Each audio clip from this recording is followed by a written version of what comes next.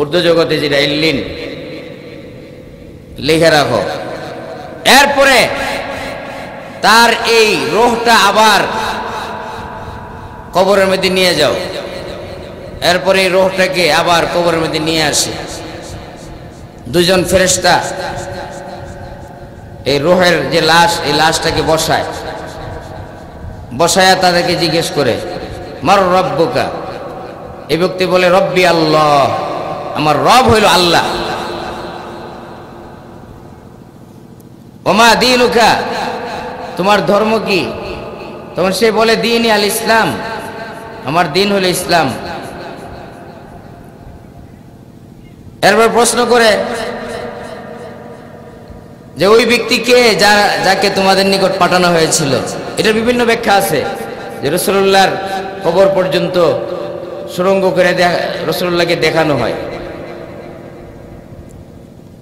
মান হাযার রাজুল আল্লাযী বুইসা ফীকুম, এই ব্যক্তি কে যাকে তোমাদের নিকট পাঠানো হয়েছিল?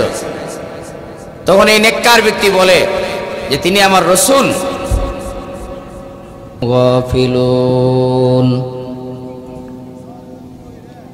وقال رسول الله صلى الله عليه وسلم كن في الدنيا كأنك غريب أو عابر سبيل وعد نفسك من أهل القبور. وقال رسول الله صلى الله عليه وسلم من أحب لقاء الله أحب الله لقاءه ومن كره لقاء الله كره الله لقاءه. وقال رسول الله صلى الله عليه وسلم من كان آخر كلامه لا إله إلا الله دخل الجنة. صدق الله مولانا العظيم وصدق رسوله النبي الكريم ونحن على ذلك من الشاهدين والشاكرين والحمد لله رب العالمين. অধ্যকার এই ইসলামী মহাসম্মেলনের সম্মানিত সভাপতি সাহেব, উপস্থিত উলামায়ে ইকরাম, মুরব্বিয়ান আযম, যুবক ভাইয়েরা, পর্দার আড়ালের মা ও বোনেরা, আল্লাহ পাক রব্বুল আলামিন আমাদেরকে এই মাহফিলে বসে কিছু কথা বলা এবং শোনার তৌফিক দান করেছেন। সকলেই সহজরে বলি আলহামদুলিল্লাহ।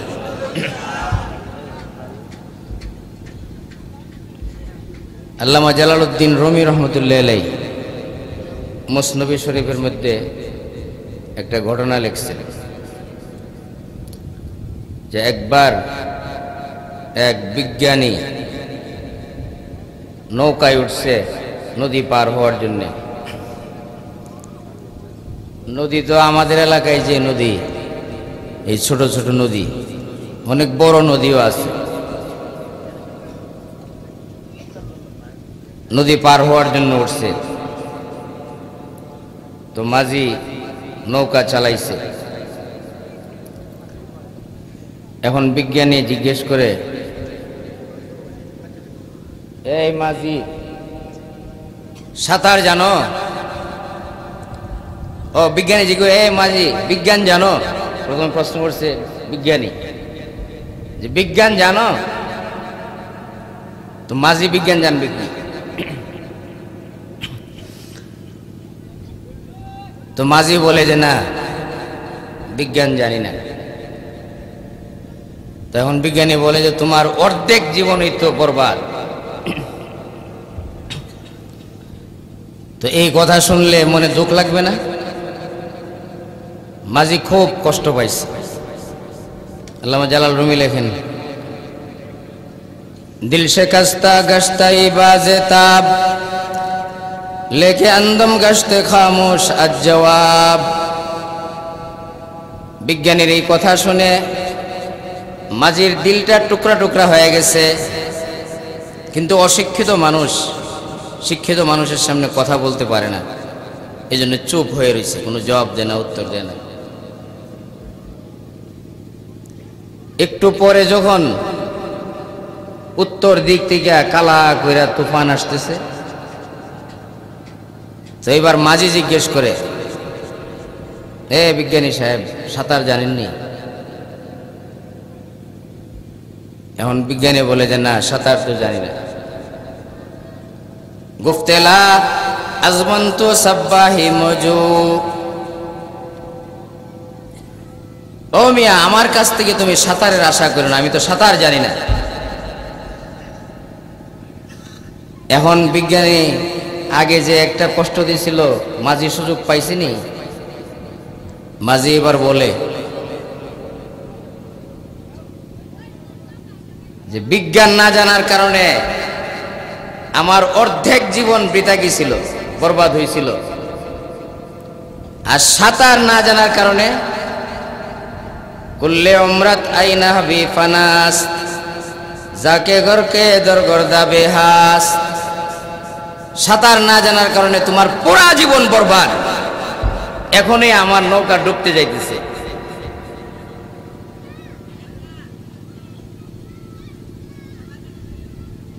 তো আল্লামা জালাল রুমি রহমতুল্লাহ আলাইহি লেখেন, এবার বিজ্ঞানী এখন হাউমাউ করে চিৎকার করে। চিৎকার করলে কোনো লাভ হবে? रोने के वक्त जब रोया नहीं, वक्त जाने के बाद रोने से कोई फायदा नहीं। কাদার সময় যখন কাঁদলা না, সাঁতার শেখার সময় শিখলা না, এখন কাঁদলে কোনো লাভ হবে না।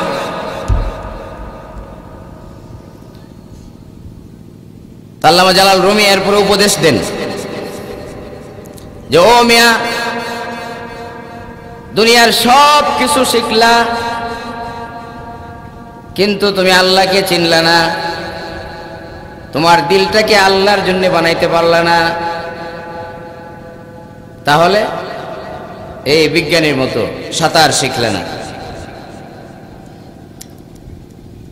কারণ দুনিয়াটা তো একদিন ফানা হয়ে যাবে। এই দুনিয়ার যা কিছু শিখো এর কি মূল্য আছে?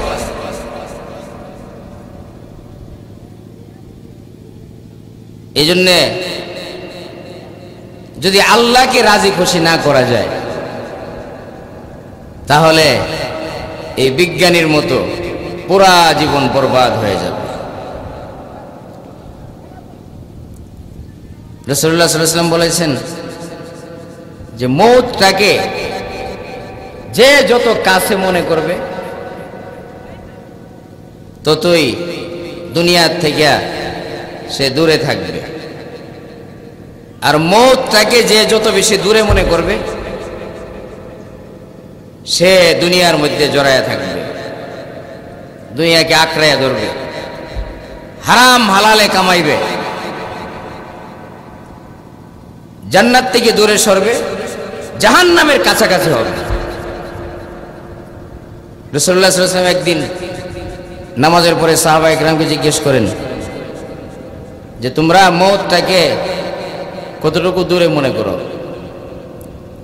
তো এক সাহাবী বলেন যে ইয়া রাসূলুল্লাহ, ফজরের নামাজ পড়লাম আপনার পিছে, জোহরের নামাজ আর পড়তে পারি কিনা এই আশঙ্কা হয়। তো রাসূলুল্লাহ বলেন যে তুমি তো একটা পাক্কা দুনিয়াদার। আরেকজন সাহাবী ওইটা বলেন যে ইয়া রাসূলুল্লাহ, আসরের নামাজ পড়ার পরে মাগরিবের নামাজ আর পড়তে পারবো কিনা এটা ভয় হয়। তো রাসূলুল্লাহ সাল্লাল্লাহু আলাইহি ওয়াসাল্লাম বলেন তুমি তো এই মৌত থেকে অনেক গাফেল আছে। এই শব্দ এই হাদিসের মধ্যে। তো আরেকজন সাহাবী দাঁড়াইলেন। এই সাহাবী বলেন যে ইয়া রাসূলুল্লাহ, মাগরিবের ফরজ পড়ার পরে আবার সুন্নতটা পড়তে পারবো কিনা এই আশঙ্কা হয়। রাসূলুল্লাহ সাল্লাল্লাহু আলাইহি ওয়াসাল্লাম বললেন যে মৌতটাকে এত দূরে মনে করাও ঠিক না, বরং ডান দিকে সালাম ফিরাইছো, আসসালামু আলাইকুম ওয়া রাহমাতুল্লাহ বইলা বাম দিকে সালাম ফিরাইতে পারো কিনা এটার কোনো গ্যারান্টি নাই। মৌতটাকে এত নিকটে মনে করতে হবে।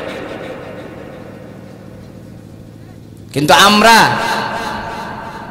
এই যে মৌত থেকে গাফেল উদাসীন, এই জন্যই আমাদের এই অবস্থা যে আমরা দুনিয়ার মধ্যে মগ্ন রয়েছি। কিন্তু এই দিন দিন নয়, মরতে তো একদিন হবেই, কিন্তু মরণটাকে সব সময় কামনা করতে চাই, কাছে মনে করতে চাই, তাহলে মৌতটা ভালো হবে। রাসূলুল্লাহ সাল্লাল্লাহু আলাইহি ওয়াসাল্লাম হাদিসে বলেছেন, মান আহাব্বা লিকা আল্লাহি আহাব্বাল্লাহু লিকাআহু, যে ব্যক্তি আল্লাহর সাক্ষাৎটাকে ভালোবাসবে, পছন্দ করবে, আল্লাহও তার সাক্ষাৎটাকে ভালোবাসেন।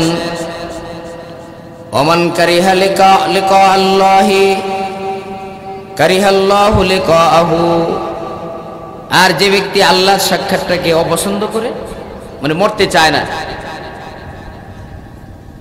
তো আল্লাহ তাআলাও তার সাক্ষাৎটাকে অপছন্দ করেন।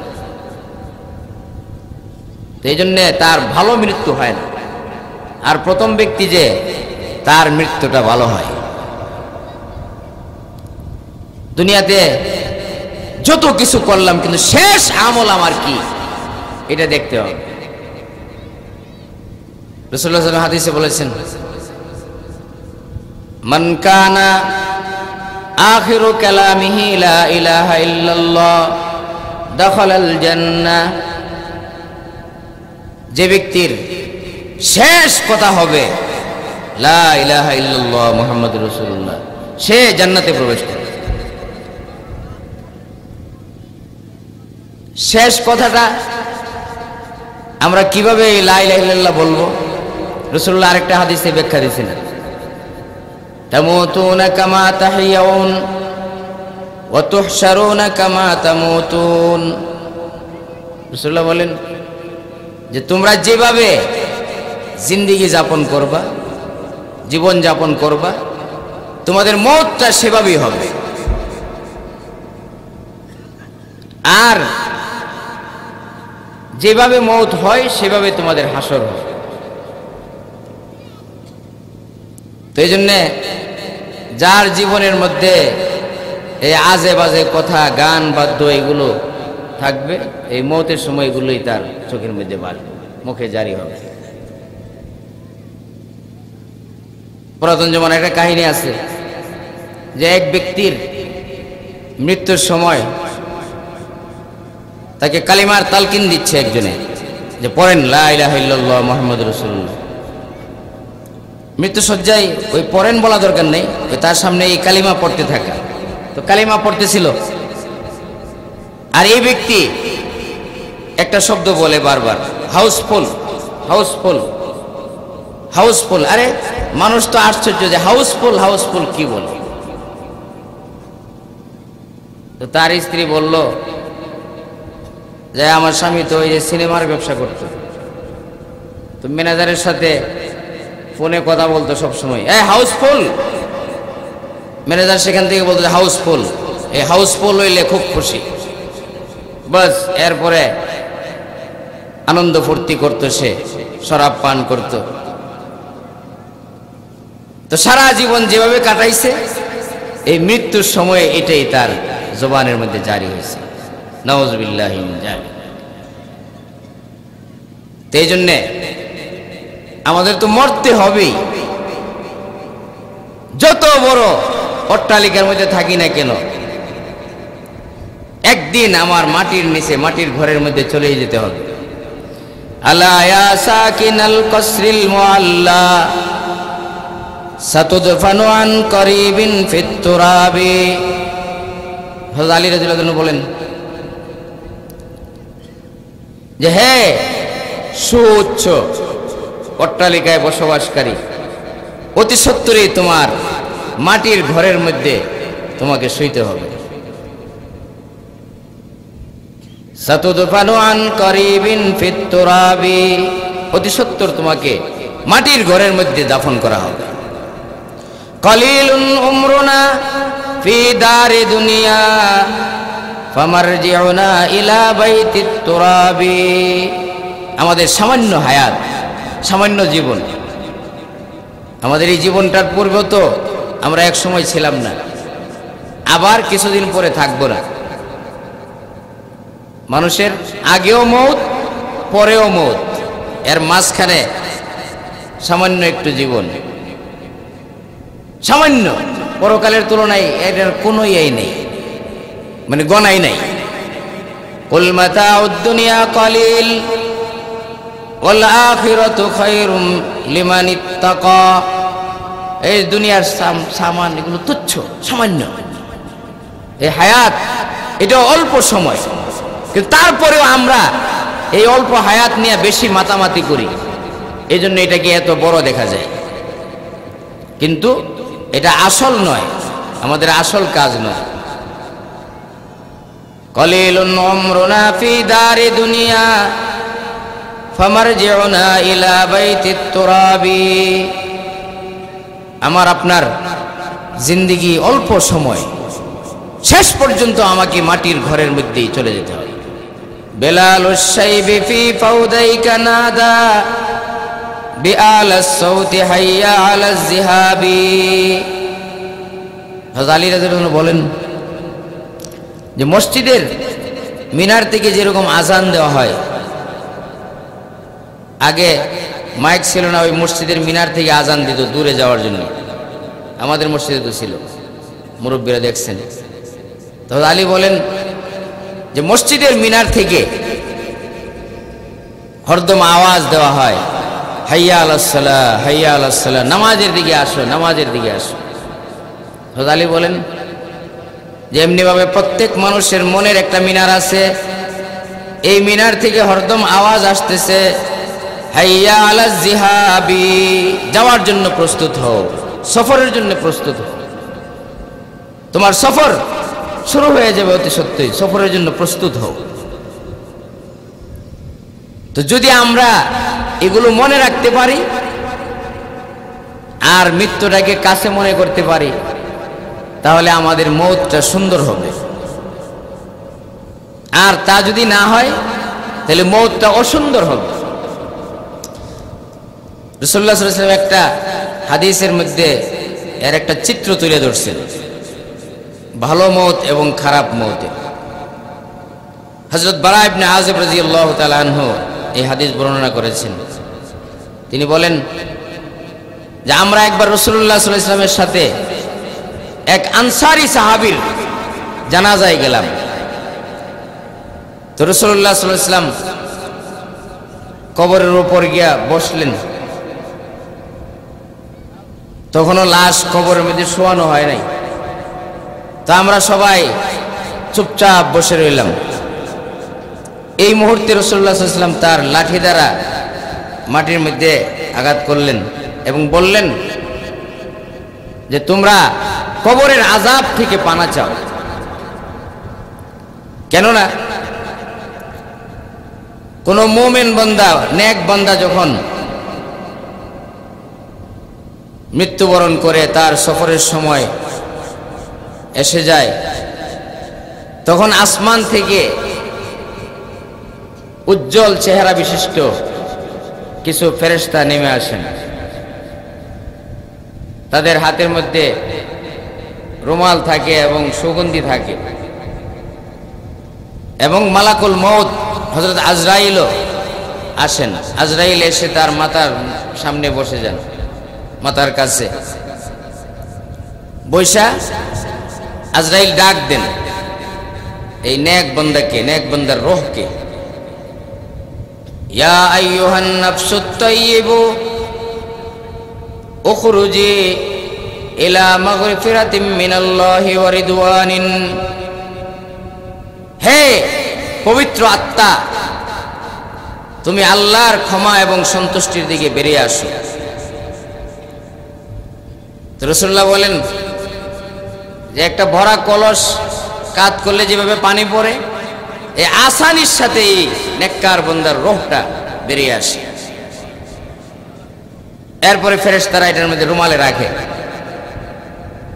রুমালে রাখা এটাকে ঊর্ধ্ব জগতের দিকে নিয়ে যান, এবং এমন সুগন্ধি বের হইতে থাকে যে দুনিয়ার মধ্যে এত সুগন্ধি আর নাই। এই রূহটা আসমানের, প্রথম আসমানের দরজার কাছে গেলে ফেরেশতারা মারহাবা মারহাবা দিয়ে গেট খোলেন এবং বলেন, যার এটা কার রূহ, এত সুগ্রাণ। তখন এই আগন্তুক ফেরেশতারা তার পরিচয় দেয় যে এটা অমুক অমুকের ছেলের রূহ। এরপরে যায় দ্বিতীয় আসমানে, তৃতীয় আসমানে, সপ্তম আসমানে। আল্লাহ তাআলার কাছে যাওয়ার পরে আল্লাহ তাআলা বলেন যে আমার এই বান্দার তালিকাটা ইল্লিনের মধ্যে লিখে রাখো।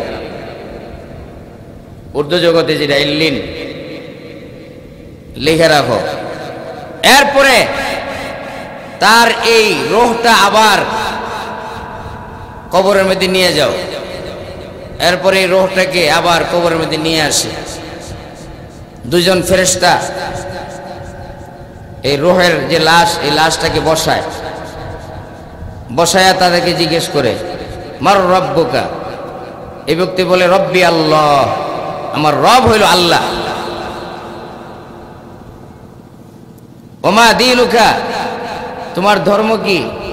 তখন সে বলে, দীনি আল ইসলাম, আমার দিন হলো ইসলাম। এরপর প্রশ্ন করে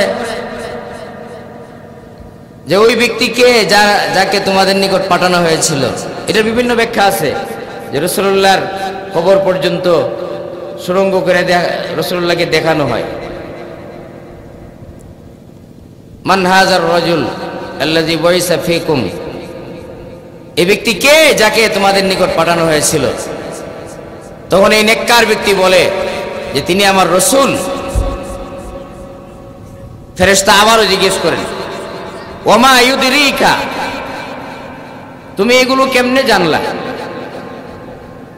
তখন এই নেককার বান্দা উত্তর দেয়, করাতু কিতাবাল্লাহি ওয়া আমানতু বিহি ওয়া সাদাকতুহু, আমি আল্লাহর কিতাব পড়েছি এবং এর উপর ঈমান এনেছি এবং তা সত্যায়ন করেছি, এই হিসাবে আমি জানতে পারছি। তখন এই ফেরেশতারা তাদের কাজ সম্পূর্ণ করে ফেললেন। এখন উপরের থেকে আওয়াজ আসে, আল্লাহর পক্ষ থেকে আওয়াজ আসে যে আমার এই বান্দার জন্য বেহেশতের সাথে এর দরজা খুলে দাও, যাতে বেহেশতের সুঘ্রাণ আসতে থাকে। বেহেশতের বিছানা বিছিয়ে দাও, বেহেশতের সব ধরনের আরাম আয়েশ তাদের মধ্যে দিয়ে দাও। তখন ওই ব্যক্তি বলতে থাকে, আল্লাহ তাড়াতাড়ি কিয়ামত কায়েম করেন, যাতে আমি আমার আত্মীয় স্বজনের কাছে চলে যেতে পারি, আমার মাল আপনার রাস্তায় যে খরচ করেছি এগুলোর কাছে চলে যেতে পারি। তাড়াতাড়ি কিয়ামত কায়েম করেন। আর পাপিষ্ঠ ব্যক্তির মৃত্যু কিভাবে হবে? রাসূলুল্লাহ সাল্লাল্লাহু আলাইহি ওয়াসাল্লাম বলেন যে এই পাপিষ্ঠ ব্যক্তির কাছে আসমান থেকে কালো কুৎসিত চেহারা বিশিষ্ট কিছু ফেরেশতা নেমে আসেন। আজরাইলও তাদের সাথে থাকেন। আজরাইল আলাইহিস সালাম এই পাপিষ্ঠ ব্যক্তির মাথার কাছে বসে যায়, বৈশা তার রূহকে ডাক দেয়, ইয়া আইয়াতুহান নাফসুল খাবিসা, হে নিকৃষ্ট পাপিষ্ঠ আত্মা, উখরুজি ইলা গযবিম মিনাল্লাহি, উখরুজি ইলা সাখতিম মিনাল্লাহি ওয়া গযবিন, আল্লাহর অসন্তুষ্টির দিকে এবং আল্লাহর গজবের দিকে তুমি বেরিয়ে আসো। তখন এই পাপিষ্ঠ ব্যক্তির রূহটা এভাবে বেরিয়ে আসে যে একটা ভেড়ার চামড়া বেদ করে যদি একটা বড়শি আছে না, আমরা বড়শি মাছ ধরি, যে একটা বড়শি ঢোকায় দেয়, যদি টান দেওয়া হয় তাহলে বুড়ি চামড়া পশম সহ চলে আসবে। এত কঠিন ভাবে তার এই রূহকে ফেরেশতারা বের করবে। বের করে আগন্তুক ফেরেশতাদের সাথে যে সোলার শট থাকবে এই শটের মধ্যে বসায় দিবে এবং তার রূহ থেকে দুর্গন্ধ বের হইতে থাকবে। এটাকে নিয়ে প্রথম আসমানের দিকে যাবে। প্রথম আসমানের ফেরেশতারা বলবে যে না, তার জন্য কোনো পারমিশন নাই। কার রূহ তুমি আনছো যে এত দুর্গন্ধ ছড়াইতেছে? তখন দুনিয়ার এই যে পাপাচার সহ তার পরিচয় দেওয়া হবে যে এটা অমুকের রূহ। আল্লাহ তাআলা বলবেন তার রূহটাকে সিজ্জিনের মধ্যে লিখে নাও, একদম তলদেশ, এবং এটাকে উপর থেকে এত জোরে নিক্ষেপ করা হবে যে এটারও মারাত্মক একটা কষ্ট হবে। সিজ্জিনের মধ্যে লেখার পরে আল্লাহ তাআলা বলবেন যে তার রূহটাকে তার লাশের কাছে নিয়ে যাও। অতঃপর এই পাপিষ্ঠ ব্যক্তির লাশের কাছে যখন নিয়ে আসবে, ফেরেশতারা তাকে বসাইবে। বসানোর পরে এবার জিজ্ঞেস করবে, মার রব্বুকা, তোমার রব কে? তখন এই ব্যক্তি কি বলবে? হা হা লা আদরি, হাই হাই আমি তো জানি না। ওমা দীনুকা, তোমার ধর্ম কি? হা হা লা আদরি, হাই হাই আমি জানি না। এই লোকটা কে যাকে তোমাদের কাছে পাঠানো হয়েছিল? হা হা লা আদরি, আমি জানি না। তখন আল্লাহ তাআলা বলবেন যে তার কবরের সাথে জাহান্নামের সাথে একটা দরজা খুলে দাও, যাতে জাহান্নামের গরম হাওয়া এবং সব ধরনের দুর্গন্ধ, জাহান্নামীদের যে খাবার হবে জাক্কুম, এরপরে গিসলিন, পুজ, এগুলো এমন দুর্গন্ধ যে একটা ফোঁটা যদি দুনিয়াতে পড়তো তাহলে পুরা দুনিয়া বসবাসের উপযোগী আর থাকতো না। তো জাহান্নামের সাথে তার জয়েন করে দাও। তখন এই ব্যক্তি হাউমাউ করে চিৎকার করতে আরম্ভ করবে এবং বলবে যে আল্লাহ কিয়ামত কায়েম করেন। হাদিসের মধ্যে এটাও আছে যে আল্লাহ কিয়ামত কায়েম করেন না। কিয়ামত কায়েম করলেই তো আবার বিচার শুরু হয়ে যাব, জাহান্নামে যাইতে হবে। তো যাক, এখানে আসি, ভালো কথা, কিয়ামত আর কায়েম করেন না, কারণ কিয়ামত এটাও তো মারাত্মক। হযরত ঈসা আলাইহিস সালামকে একবার তার হাওয়ারিনরা, আমাদের নবীর যেরকম সাহাবী হযরত ঈসা আলাইহিস সালামের, এদেরকে বলা হয়তো হাওয়ারি। তো হাওয়ারিনরা বলল যে আল্লাহর নবী আমাদেরকে কোনো মুজিজা দেখান। তো হযরত ঈসা আলাইহিস সালামের মুজিজা ছিল আল্লাহর অনুমতিতে মৃত মানুষকে জীবিত করে ফেলতেন। তো হযরত ঈসা আলাইহিস সালাম তার হাওয়ারিনদেরকে নিয়ে গেলেন কবরস্থানের কাছে এবং একটা কবরকে উদ্দেশ্য করে বললেন, কুম বিইজনিল্লাহ। তো এই কবর থেকে এক যুবক বেরিয়ে আসলো। যুবক কিন্তু মাথার চুলগুলি সব সাদা। হযরত ঈসা আলাইহিস সালাম জিজ্ঞেস করলেন যে তুমি তো যুবক মানুষ, কিন্তু এই মাথার চুলগুলি এমন সাদা কেন? তো এই যুবক বলল যে আল্লাহর নবী, আজ থেকে 100 বছর আগে ইন্তেকাল করছি, কিন্তু মৃত্যুর যে কষ্ট এটা এখনো মনে আছে। আর আপনি যে কুম বিইজনিল্লাহ বলছেন, আমি মনে করছি কিয়ামত কায়েম হয়ে গেছে। এই কিয়ামতের ভয়াবহতার কারণে 1 মিনিটের ভিতরেই আমার চুল সব সাদা হয়ে গেছে। ইয়া আইয়ুহান নাসুত্তাকু রাব্বাকুম ইন্না জালজালাতাস সাআতি শাইউন আযীম। কিয়ামতের বর্ণনা আল্লাহ তাআলা কোরআনে দিয়েছেন যে হে মানুষেরা, তোমরা তোমাদের রবকে ভয় করো। কেন? যে কিয়ামতের প্রকম্পন এটা মারাত্মক।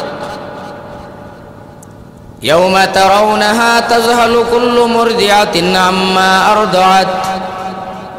কিয়ামতের প্রকম্পন এত ভয়াবহ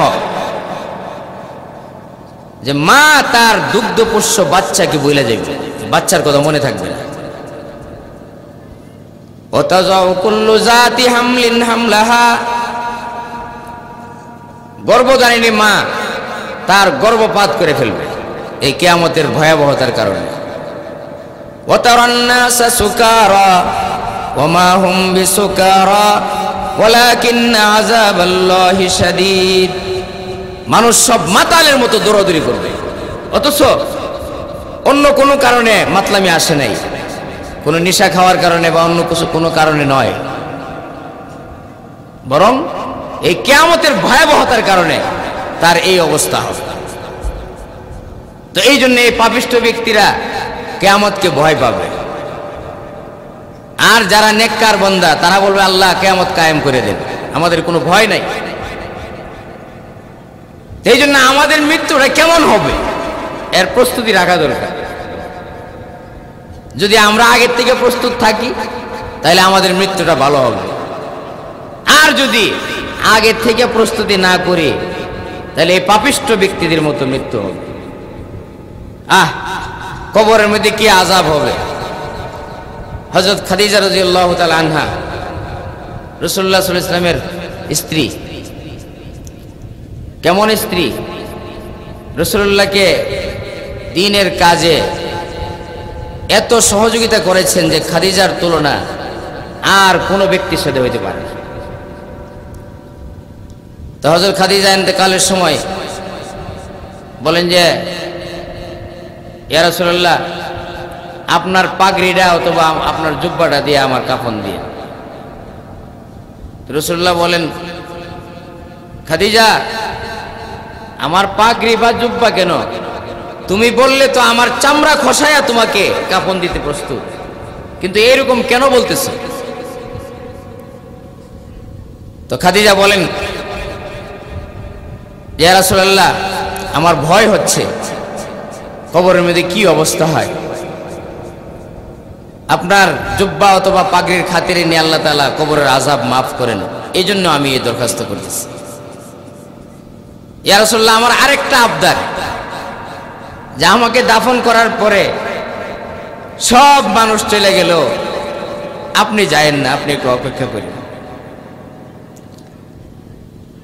তো রাসূলুল্লাহ সাল্লাল্লাহু আলাইহি ওয়াসাল্লাম খাদিজার ওসিয়ত অনুযায়ী রাসূলুল্লাহর এই জামা দিয়ে কাফন করছেন, এবং দাফনের পরে রাসূলুল্লাহ সাল্লাল্লাহু আলাইহি ওয়াসাল্লাম সব চলে যাওয়ার পরে একা একা কবরের পাশে আছেন। এমন সময় রাসূলুল্লাহ সাল্লাল্লাহু আলাইহি ওয়াসাল্লাম দেখতে পাইতেছেন, আল্লাহ রাসূলকে দেখার ক্ষমতা দিয়েছেন, এই জন্য দেখতে পাইতেছেন খাদিজার মুখ কিবলা দিক থেকে গইরা অন্যদিকে হয়ে গেছে।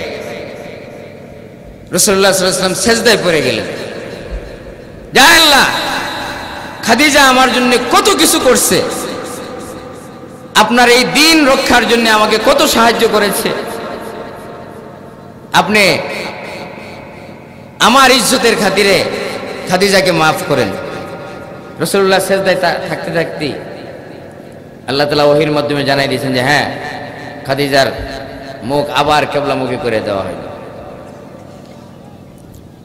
হযরত আলী রাদিয়াল্লাহু তাআলা আম্মা, হযরত আম্মার রাসূলুল্লাহ সাল্লাল্লাহু আলাইহি ওয়াসাল্লামের চাচি, আবু তালেবের স্ত্রী, খাজা আবু তালেবের স্ত্রী, তিনি ঈমানদার ছিলেন এবং রাসূলুল্লাহকে অনেক সহযোগিতা করতেন দ্বীনের কাজ করতে। তার অলংকার বিক্রি করে দিতেন, জমি বাগান বিক্রি করে দিতেন রাসূলুল্লাহকে দ্বীনের কাজ করার জন্য। তাহলে আম্মার আর ইন্তেকালের পরে যখন দাফন করছে, রাসূলুল্লাহ সাল্লাল্লাহু আলাইহি ওয়াসাল্লাম এই কবরের উপর শুয়ে গেছেন এবং হাত দ্বারা এমন এমন করতেছেন যেন মাটি সরাইতেছেন, এমন বোঝা যায়। কবরের দুইটা পাড়ের দিকে ইশারা করতেছে। এরপরে কিছুক্ষণ পরে রাসূলুল্লাহ কবর থেকে নেমে আসলেন। হযরত সিদ্দিক আকবর রাদিয়াল্লাহু তাআলা জিজ্ঞেস করলেন যে ইয়া রাসূলুল্লাহ, আপনি যেমন করলেন এমন তো আর কোনোদিন দেখি নাই। তো রাসূলুল্লাহ সাল্লাল্লাহু আলাইহি ওয়াসাল্লাম বললেন যে দেখো, আমার দুধমা হালিমার পরে আমার এই চাচির বড় অবদান, তিনি আমাকে লালন পালন করেছেন, অনেক সাহায্য করেছেন, দ্বীনের ব্যাপারে সাহায্য করেছেন, কিন্তু যখন তার লাশ কবরে রাখা হয়েছে তখন আমি দেখতেছি যে কবরের দুইটা পার আয়সা লাগিয়ে যেতেছে, চাপ দিচ্ছে। এই জন্য আমি আল্লাহর কাছে দরখাস্ত করলাম যে আল্লাহ আমার এই চাচিকে মাফ করেন। তো আল্লাহ তাআলা আমার দোয়া কবুল করেছেন এবং বলেছেন যে আমার বন্ধুর ইজ্জতের খাতিরে আম্মারাকে মাফ করে দিলেন। হযরত সাদ ইবনে মুআয রাদিয়াল্লাহু তাআলা আনহু কত বড় সাহাবী ছিলেন। হযরত সাদ ইবনে মুআয রাদিয়াল্লাহু তাআলা আনহুর জানাজা যখন নিয়ে আসতেছিল তো এটা হালকা মনে হইতেছিল। মুনাফিকরা বলতেছে যে এটার মধ্যে কোনো লাশ নাই। সব জমানায়, রাসূলুল্লাহ জমানায় তো মুনাফিক ছিল স্পষ্ট, সব জমানায় মুনাফিক থাকে। তা আসলে হযরত সাদ ইবনে মুআযের লাশটা ওই ফেরেশতারা উঠাইতেছিল, এই জন্য মানুষের কাছে হালকা মনে হইত। জানাজার নামাজ যখন হইতেছে, রাসূলুল্লাহ সাল্লাল্লাহু আলাইহি ওয়াসাল্লাম এই বৃদ্ধা আঙ্গুলের মধ্যে ভর করে দাঁড়াইছেন উকি দিয়া। সাহাবায়ে কেরাম জিজ্ঞেস করছেন যে ইয়া রাসূলুল্লাহ, আপনি এইভাবে কেন দাঁড়াইছেন? তো রাসূলুল্লাহ বলেছেন যে আরে সাদ ইবনে মুআযের জানাজার মধ্যে এত ফেরেশতা আসছে যা আমি পাও রাখতে পারতেছিলাম না, এই জন্য বৃদ্ধা আঙ্গুলের মধ্যে ভর করে দাঁড়াইছে। হযরত সাদ ইবনে মুআয রাদিয়াল্লাহু তাআলা আনহুর লাশ যখন কবরে রাখা হয়েছে তখন আযাব শুরু হয়ে গেছে। আপনারা বলবেন যে এত সম্মানী সাহাবী, এত বড় বড় সাহাবা মহিলারা, তো তাদের এই আযাব হয় কেন? এগুলোর অনেক ব্যাখ্যা হাদিসের মধ্যে আছে। তবে সবচেয়ে ভালো জবাব হইল, ভালো উত্তর হইল যে আমাদের চোখ খোলার জন্য। যে এত ফজিলতের অধিকারী হয়েও যদি তাদের কবরের মধ্যে আযাব হয়, তাহলে আপনি আর আমি কে? আমাদের চোখ খোলার জন্য। তো রাসূলুল্লাহ সাল্লাল্লাহু আলাইহি ওয়াসাল্লাম দোয়া করেছেন হযরত সাদ ইবনে মুআযের, বাস কবরের আযাব বন্ধ হয়ে গেছে। রাসূলুল্লাহ সাল্লাল্লাহু আলাইহি ওয়াসাল্লাম তো এখন থাকবেন না, তা আমাদের কি উপায় হবে? সুতরাং আমাদের এই কথা আজকে মনে রাখতে হবে যে এই কবরবাসীদের রূহের মাগফিরাত সাথে সাথে আমাদের রূহ, আমাদের আত্মাও যাতে কবরে গিয়ে শান্তি পায়, এইভাবে আমল করা। পিতা মাতা আত্মীয় স্বজন যারা ইন্তেকাল করেছেন তাদের জন্য দোয়া করা। হাদিসের মধ্যে আসছে যে দোয়া তিন প্রকার, তিন ধরনের। একটা হলো জীবিত মানুষের জন্য জীবিত মানুষ দোয়া করা, এটা কবুল হইতেও পারে না হইতে পারে। আরেকটা হলো জীবিত মানুষ মৃত মানুষের জন্য দোয়া করা, এটা অবশ্যই কবুল হয়। আরেকটা হলো মৃত মানুষ জীবিত মানুষের জন্য দোয়া করা, এটাও অবশ্যই কবুল হয়। মৃত মানুষ কবরে যাওয়ার পরে তাদের নিজেদের জন্য কিছু করতে পারে না, কিন্তু অন্যের জন্য করতে পারে। আমরা যদি আমাদের আত্মীয় স্বজনের জন্য দোয়া করি, দান সদকা করি, তখন তারা খুশি হন, খুশি হইয়া আমাদের জন্য তারা পাল্টা দোয়া করেন, এবং এই দোয়া কবুলের জন্য গ্যারান্টি রয়েছে। সুতরাং এই কবরবাসীদের জন্য আমরা সবসময় দোয়া করব, দান সদকা করব, তাহলে তাদের আত্মা শান্তি পাবে এবং সাথে সাথে আমরাও এর ফলাফল পেয়ে যাব। আল্লাহ পাক আমাদেরকে বোঝা এবং আমল করার তৌফিক দান করুন। ওয়া মা আলাইনা ইল্লাল বালাগ।